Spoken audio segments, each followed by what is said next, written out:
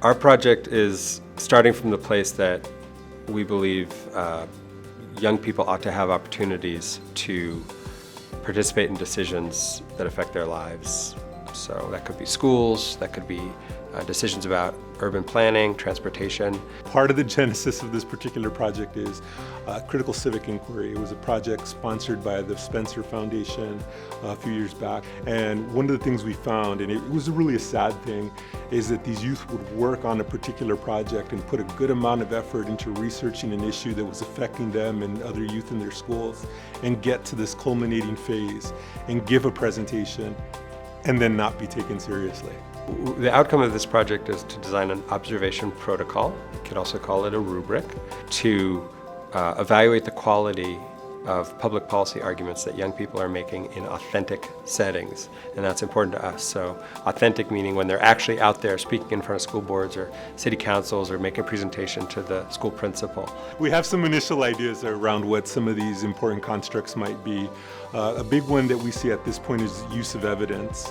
What types of things are the youngsters using to make these arguments? Also, the ability to respond to questions. So it's not just going off of a script, but an adaptive knowledge. And then some of the other more standard things that you might think about in a traditional presentation, inflection, how am I presenting myself, those types of things as well. And we think this is going to help, primarily in the first order of business, it would help teachers and educators, because it will provide some outlines to help them think about what quality looks like so that they can then prepare students to be effective in their presentations.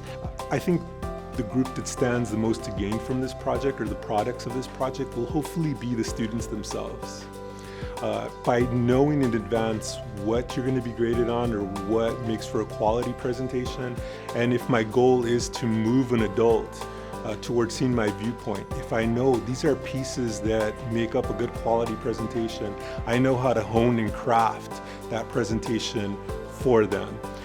So I think we do see that this has become critical from the standpoint that there's a lot changing in education right now, and too often those changes are done without kind of considering the input or ideas of youth.